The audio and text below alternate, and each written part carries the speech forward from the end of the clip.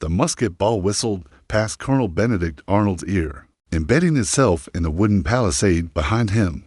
Blood streamed down his leg from an earlier wound, but his eyes burned with the fierce determination that had driven him and his men through 600 miles of Canadian wilderness. It was December 31st, 1775, and the fate of American independence hung in the balance beneath the towering walls of Quebec City. Arnold pressed himself against the stone fortification, snow swirling around him in the pre-dawn darkness. Somewhere in the maze of Lower Town's narrow streets, General Richard Montgomery was leading his own desperate assault. The plan had seemed audacious yet achievable when conceived months earlier. Capture Quebec, bring Canada into the Revolution, and strike a decisive blow against British power in North America.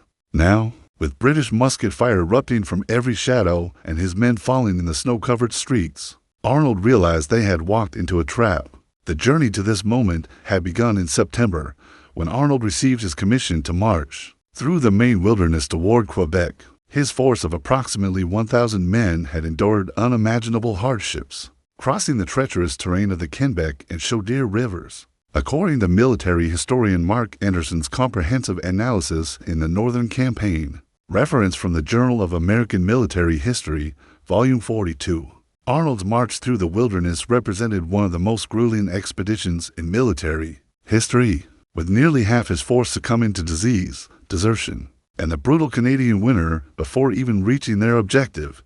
Meanwhile, General Montgomery had captured Montreal and was advancing down the St. Lawrence River with his own contingent.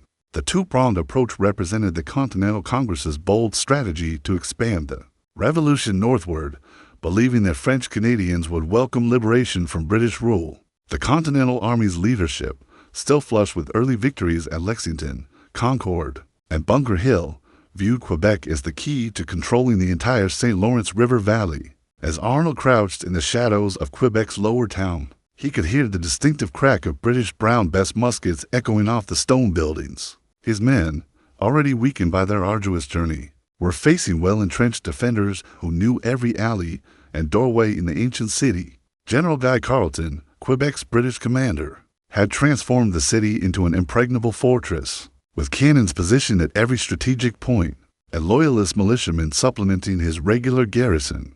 The attack had been timed to coincide with a blizzard, hoping the storm would provide cover for the assault. Instead, the swirling snow became another enemy, blinding the attackers while the defenders remained safely positioned behind their fortifications. Arnold's men stumbled through unfamiliar streets, their powder growing damp in the bitter cold, their fingers too numb to properly load and fire their weapons from his position. Arnold could see the flickering muzzle flashes from British positions along the walls. Each flash represented another of his men cut down in the snow. The realization struck him like a physical blow. This assault was not merely failing. It was becoming a catastrophe that would haunt the Continental Army for years to come. The lessons learned in these frozen streets of Quebec would fundamentally reshape American military strategy and doctrine. General Richard Montgomery pulled his woolen cloak tighter against the biting wind as he surveyed the formidable walls of Quebec City. The Irish-born former British officer had already achieved the impossible by capturing Montreal, but Quebec presented challenges that made his previous victory seem like a mere skirmish. Standing beside him, his aide-de-camp Captain John McPherson pointed toward the Lower Town, where they could see the faint glow of lanterns through the swirling snow. "The breach in the wall appears manageable, sir," McPherson observed, though his voice carried little conviction. Montgomery nodded grimly, knowing that appearances could be deceiving in siege warfare. His force of approximately 300 men represented the remnants of what had once been a much larger army. Disease, cold, and the expiration of enlistments had reduced his command to a skeleton force. Yet the political pressure from Congress demanded action before year's end. The plan called for a coordinated assault onto fronts. While Arnold attacked from the northeast through the Sault Ste. Marie, Montgomery would lead his men against the Lower Town from the southwest, near the Presqu'Île. If successful, the two forces would converge in the heart of the Lower Town and fight their way up to the Upper Town, where General Carleton maintained his headquarters in the shadow of St. Louis. Montgomery had spent weeks studying the cities, defenses, interrogating prisoners and deserters for intelligence about British troop dispositions. The information painted a sobering picture. Carleton commanded approximately 1,500 defenders, including British regulars, Canadian militia, and Royal Highland emigrants. More troubling still, the defenders enjoyed the advantage of fighting from prepared positions, with adequate supplies and the protection of Quebec's legendary walls. As his men formed up in the pre-dawn darkness, Montgomery reflected on the broader implications of their mission. Success here could potentially bring Canada into the revolutionary cause, depriving Britain of crucial resources and creating a northern front that would stretch enemy forces dangerously thin. Failure, however, might end American hopes of expanding the revolution beyond the original 13 colonies. The signal came at 5 o'clock in the morning. 3 rockets fired into the stormy sky. Montgomery drew his sword and shouted the order to advance. His men surged forward through the deep snow, their breath forming clouds in the frigid air. The path to the lower town led along the St. Lawrence River, where ice formations and snow drifts created treacherous footing for the advancing Americans. British sentries spotted the movement almost immediately. The first shots rang out from the walls above, followed by the deeper boom of artillery. Montgomery pressed forward at the head of his column, knowing that hesitation would doom the assault to certain failure. Behind him, his men struggled to maintain formation as British fire intensified. The narrow approach to Prestonville forced Montgomery's men into a deadly funnel. British defenders had positioned themselves behind a barricade of logs and ice, creating an impenetrable obstacle that commanded the entire avenue of approach. As Montgomery reached the first barrier, he could see the muzzle flashes from British muskets positioned in houses and behind makeshift fortifications. "Forward, men, forward for liberty!" Montgomery shouted, raising his sword high above his head.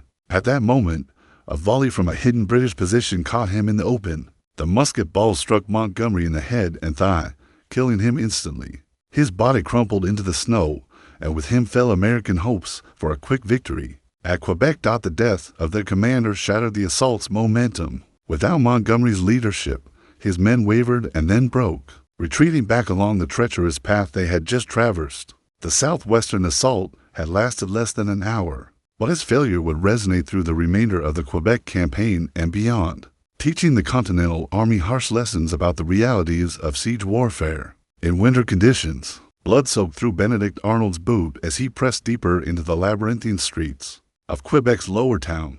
The British musket ball had shattered his leg just minutes into the assault, but Arnold refused to abandon his men to retreat to safety.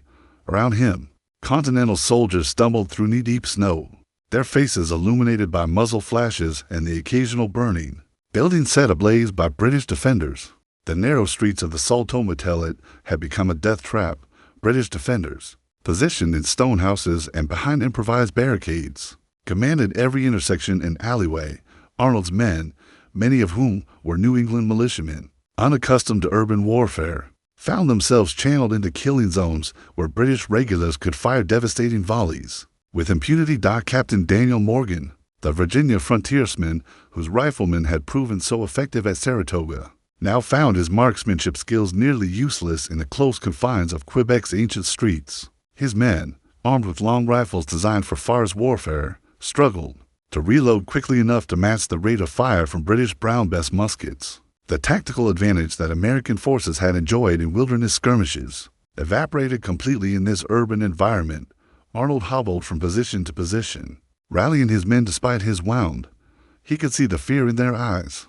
These were farmers and tradesmen who had volunteered for what they believed would be a brief campaign to liberate their Canadian neighbors. Instead, they found themselves trapped in a medieval city, fighting house to house against professional soldiers who knew every stone and timber of their defensive positions. The blizzard that was supposed to provide concealment had become another enemy. Snow filled the priming pans of American muskets, rendering many weapons useless. The wind scattered gunpowder and made accurate shooting nearly impossible. Worse still, the storm masked the movements of British reinforcements, who seemed to appear from every direction to reinforce threatened positions. As Arnold's men pressed deeper into the lower town, they encountered their first major obstacle, a massive barricade constructed across the narrow Rue de la Montagne. British defenders had spent weeks preparing this position, using everything from overturned carts to blocks of ice to create an impregnable barrier. Behind the barricade, British soldiers and Canadian militia waited with loaded muskets and fixed Bayonets. The assault on the barricade represented everything wrong with the American strategy. Arnold's men were forced to attack across open ground, directly into the muzzles of British weapons. The first wave fell within yards of their starting positions. Cut down by coordinated volleys from the defenders, a second assault met the same fate. Then a third. Captain Eleazar Oswald, one of Arnold's most trusted subordinates, attempted to rally the men for another charge for liberty in Quebec. He shouted, but his words were nearly lost in the howling wind. The men advanced gamely, but their hearts were no longer in the fight. Too many of their comrades lay motionless in the snow, and the British position appeared as strong as ever. It was during this desperate fighting that word reached Arnold of Montgomery's death. The news struck him like a physical blow. Without Montgomery's force attacking from the southwest, Arnold's men were now facing the entire British garrison alone. The two-pronged assault had become a single, doomed charge against impossible odds. Arnold made the painful decision to order a withdrawal, but it was already delayed for many of his men. British forces had maneuvered around their flanks, cutting off retreat routes and surrounding significant portions of the American force. What had begun as a coordinated assault had devolved into a series of desperate skirmishes, with American soldiers fighting for their lives in the narrow alleys of Lower Quebec. The battle was effectively over, though sporadic fighting would continue for several more hours. Arnold himself was captured while trying to organize a final defensive position, his wounded leg making escape impossible. The ambitious plan to bring Quebec into the American Revolution had collapsed completely, leaving the Continental Army to confront the harsh realities of their first major defeat. General Guy Carleton stood atop the walls of Quebec's citadel, watching the last remnants of the American assault dissolve into chaos in the streets below. The British commander's strategic foresight and careful preparation had transformed what could have been a successful surprise attack into a devastating defeat. For the Continental Army, his defense of Quebec would become a textbook example of how a well-prepared garrison could repel even the most determined assault. Carleton had assumed command of Quebec at a time when British authority in North America seemed increasingly precarious. The early victories of American forces at Lexington, Concord, and Bunker Hill had emboldened colonial resistance, while the capture of Fort Ticonderoga by Ethan Allen and Benedict Arnold had demonstrated American capability to strike at British strongholds. When intelligence reports reached Quebec indicating American plans for a northern invasion, Carleton immediately began preparing his defenses. The British commander possessed several crucial advantages that proved decisive in the battle's outcome.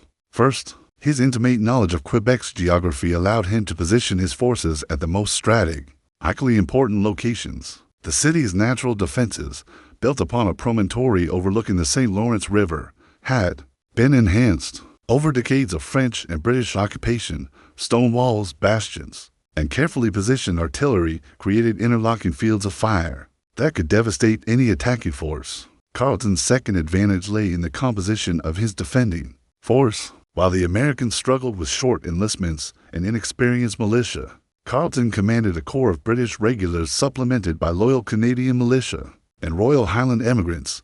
These men knew the terrain intimately and fought with the desperate courage of defenders protecting their homes and families. The British commander's intelligence network proved equally valuable.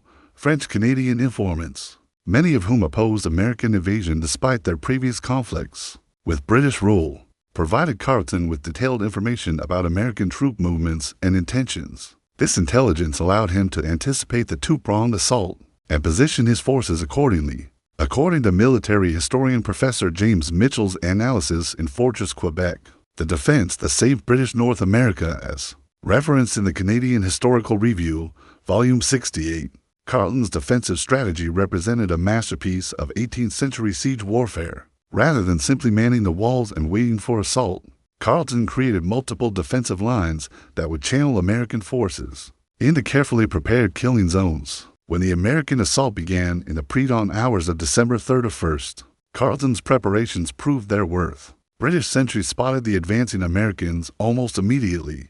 Despite the blizzard conditions, pre-positioned artillery crews opened fire with devastating effect, while musket volleys from concealed positions caught the attackers in crossfires that decimated their ranks. The death of General Montgomery during the initial assault effectively ended any hope of American success. Carleton had correctly identified Montgomery as the more experienced and dangerous of the two American commanders, and British positions had been specifically designed to channel his force into the deadly approach. At Prestonville, when Montgomery fell, his men lost both their leader and their will to continue the attack. Arnold's simultaneous assault in the lower town met equally effective resistance. British defenders, fighting from prepared positions in stone houses and behind improvised barricades, systematically destroyed the American advance. The narrow streets that Arnold had hoped would provide concealment instead became death traps, where British defenders could concentrate their fire with devastating effect. Perhaps most importantly, Carleton maintained strict fire discipline among his men, rather than wasting ammunition on hasty shots. British defenders waited for clear targets and fired coordinated volleys that maximized casualties among the attackers. This professional approach to combat stood in stark contrast to the more individualistic fighting style of American militia, who often fired independently without regard for overall tactical coordination. By dawn, the American assault had collapsed completely. Montgomery lay dead in the snow near Prestonville, while Arnold had been wounded and captured along with hundreds of his men. The Continental Army's first major offensive operation had ended in complete disaster, with casualties approaching 50% of the attacking force. Carleton's defensive masterpiece had not only saved Quebec, but had also provided the Continental Army with painful lessons about the realities of 18th century warfare. The stone walls of Quebec's military prison seemed to press closer with each passing hour, as Benedict Arnold struggled to comprehend the magnitude of the disaster that had befallen American arms. His wounded leg throbbed with every heartbeat, but the physical pain paled compared to the mental anguish of defeat. Around him, nearly 400 Continental soldiers sat in cramped cells, their dreams of Canadian liberation replaced by the grim reality of captivity in a foreign city. Arnold's capture had occurred during the chaotic retreat from the lower town barricades. Unable to run due to his shattered leg, he had been surrounded by British grenadiers and Canadian militia while attempting to organize a rear guard action. The irony was not lost on him. The same wound that had prevented his escape might well save his life, as General Carleton was treating wounded prisoners with unexpected courtesy. The British commander's treatment of American prisoners reflected both 18th century military conventions and practical considerations. Carleton understood that harsh treatment of captives might provoke retaliation against British prisoners held by American forces. More importantly, he hoped that magnanimous conduct might encourage American defections and demonstrate the benefits of remaining loyal to the Crown. Captain Daniel Morgan, the Virginia frontiersman whose riflemen had proven so ineffective in the urban environment, found himself sharing quarters with Massachusetts militiamen and Connecticut farmers. The diverse composition of the American force became apparent in captivity, as men from different colonies discovered both their shared commitment to independence and their profound cultural differences. The prisoners faced immediate challenges that went beyond their military defeat. Winter quarters in an 18th century prison meant inadequate heating, poor sanitation, and limited medical care for the wounded. Many American soldiers, already weakened by their grueling march through the Maine wilderness, succumbed to disease and exposure during the long months of captivity. The prison became a microcosm of the larger challenges facing the Continental Army: supply shortages, medical inadequacy, and the harsh realities of winter warfare. Arnold used his time in captivity to reflect on the tactical and strategic failures that had led to disaster. The coordination between his force and Montgomery's had been inadequate, with no effective means of communication once the assault began. The Americans had also seriously underestimated the strength of Quebec's defenses and the determination of its defenders. Most critically, the Continental Army had attempted a complex operation in terrible weather conditions, with inexperienced troops who lacked proper equipment and training. News of Montgomery's death reached the prisoners through sympathetic guards and visiting civilians. The loss of the expedition's senior commander had profound implications beyond the immediate military disaster. Montgomery had been one of the Continental Army's most experienced officers, a former British regular who understood European military conventions and siege warfare. His death deprived American forces of irreplaceable leadership and experience. The prisoners also learned of the broader impact their defeat was having on the revolutionary cause. The failure at Quebec had effectively ended American hopes of bringing Canada into the Revolution, while the loss of nearly 1,000 Continental soldiers represented a devastating blow to American military strength. Congress had invested enormous resources in the Northern Campaign, resources that were now completely lost as winter deepened. The American prisoners began to understand the psychological warfare aspects of their captivity. British officials encouraged defection by offering pardons and even commissions in loyal regiments to any Americans willing to change sides. Some prisoners, broken by defeat and facing the prospect of indefinite imprisonment, accepted these offers. Others, however, found their commitment to independence strengthened by their suffering. Arnold himself became the focus of particular British attention. As one of the most prominent American officers, his defection would have significant propaganda value. British officials offered him generous terms, restoration of his property, a commission in the British Army, and even financial compensation for his losses. Arnold listened to these offers with apparent interest, though his true intentions remained carefully concealed. The experience of captivity would prove formative for many of the American prisoners, who eventually survived to return home. They had witnessed firsthand the professionalism of British regular forces and the effectiveness of proper defensive preparations. They had also learned painful lessons about the importance of adequate supplies, experienced leadership, and realistic, strategic planning. These lessons would influence American military doctrine for the remainder of the war and beyond. The message arrived at Washington's headquarters in Cambridge. On a bitter January morning, his horse exhausted from the desperate ride south from Quebec, General George Washington read the dispatch with growing dismay. As the full scope of the northern disaster became clear, Montgomery dead, Arnold wounded and captured, nearly half the American force casualties or prisoners, and Quebec still firmly in British hands. The Continental Army's first major offensive operation had ended in complete failure. Washington immediately convened his senior staff to assess the implications of the Quebec defeat. The loss of experienced officers like Montgomery represented a blow that the nascent Continental Army could ill afford. More concerning still was the strategic situation the defeat created. Instead of controlling the St. Lawrence River Valley and threatening British supply lines, American forces now found themselves on the defensive across the entire northern frontier. The commander-in-chief's immediate concern focused on preventing British exploitation of their victory. Intelligence reports suggested that General Carleton might launch a counteroffensive down the Lake Champlain corridor, potentially cutting New England off from the rest of the rebellious colonies. Washington ordered immediate reinforcements to Fort Ticonderoga and began repositioning troops to defend against a possible British advance from the north. The Quebec disaster also forced a fundamental reassessment of American military capabilities and strategy. The Continental Army's early successes at Lexington, Concord, and Bunker Hill had been defensive actions fought on favorable terrain, with the advantages of local knowledge and prepared positions. The Quebec campaign, by contrast, had required complex offensive operations in hostile territory during winter conditions, a combination that exposed critical weaknesses in American military organization and doctrine. Washington's analysis of the defeat identified several crucial factors that would reshape Continental Army strategy throughout the war. First, the importance of experienced leadership became painfully apparent. Montgomery's death had demonstrated how the loss of a single competent commander could doom an entire operation. This lesson would lead Washington to be increasingly careful about risking his best officers in hazardous enterprises. Second, the Quebec defeat highlighted the Continental Army's logistical inadequacies.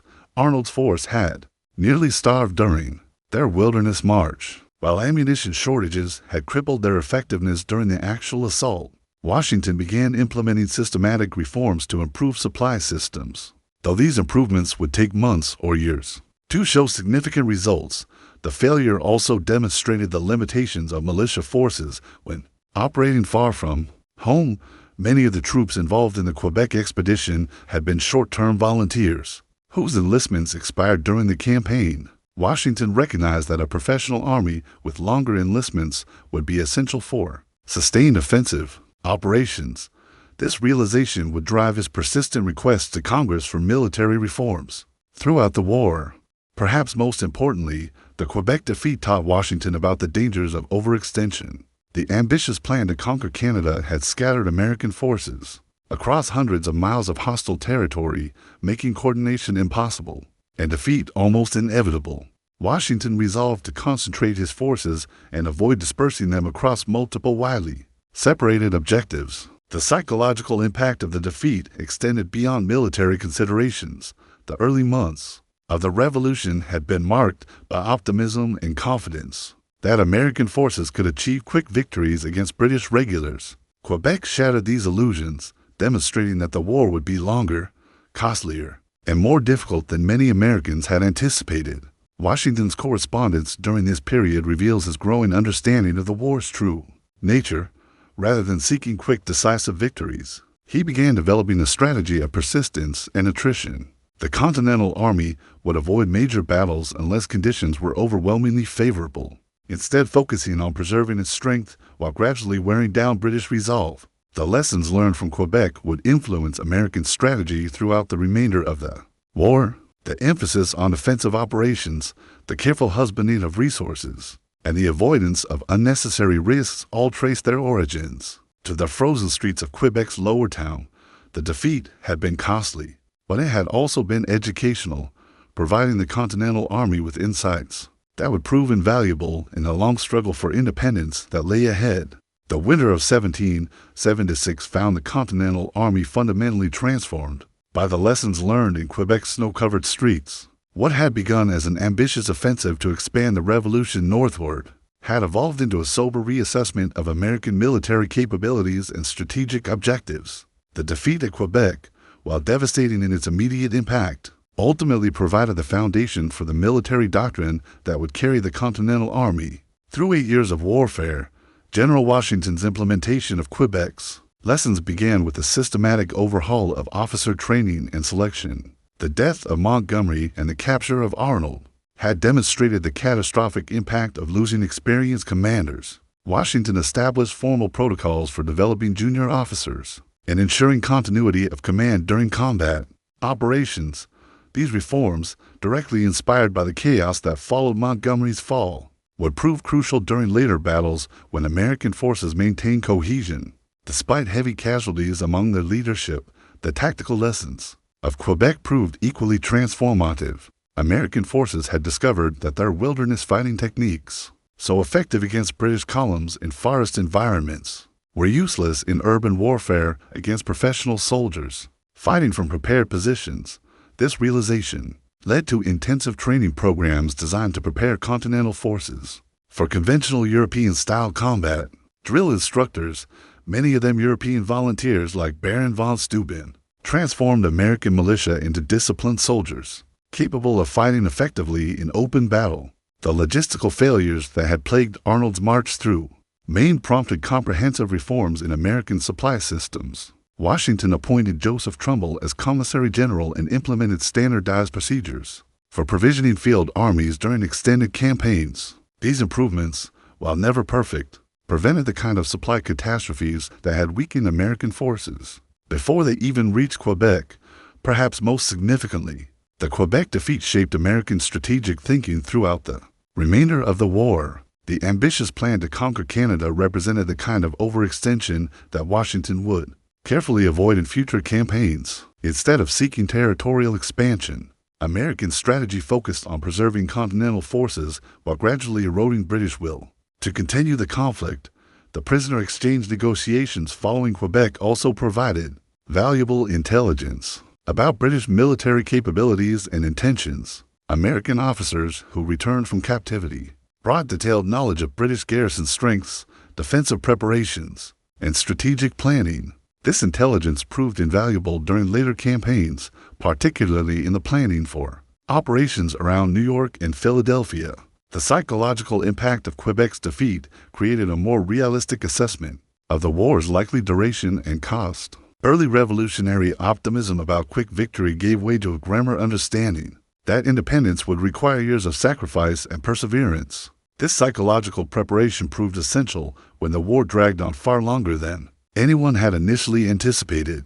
Benedict Arnold's eventual defection to the British cause in 1780 can be traced, in part, to his experiences during the Quebec campaign. His wounding, capture, and treatment by British officials planted seeds of doubt about the American cause that would eventually flower into outright treason. The Quebec campaign thus provided both positive lessons for American military development and a cautionary tale about the psychological costs of defeat.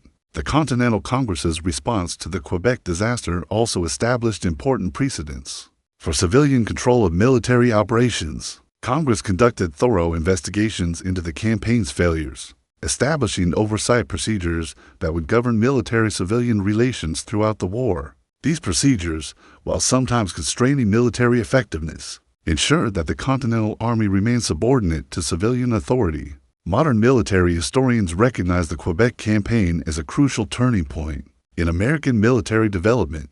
The defeat forced the Continental Army to confront its limitations honestly and systematically address its weaknesses. The resulting reforms transformed a collection of amateur militia units into a professional army capable of defeating British regulars in conventional battle. The streets of Quebec, where Montgomery died and Arnold was captured, thus became, paradoxically, the birthplace of American military professionalism.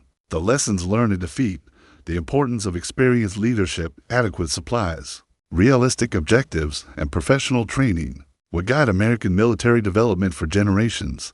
The Continental Army that emerged from Valley Forge in 1778 bore little resemblance to the force that had attacked Quebec 3 years earlier. Transformed by the hard-won wisdom purchased with blood in the ancient city's frozen streets, the Battle of Quebec had ended in defeat, but it had also begun the process of creating the military institution that would ultimately secure American independence and establish the United States as a sovereign nation among the community of nations.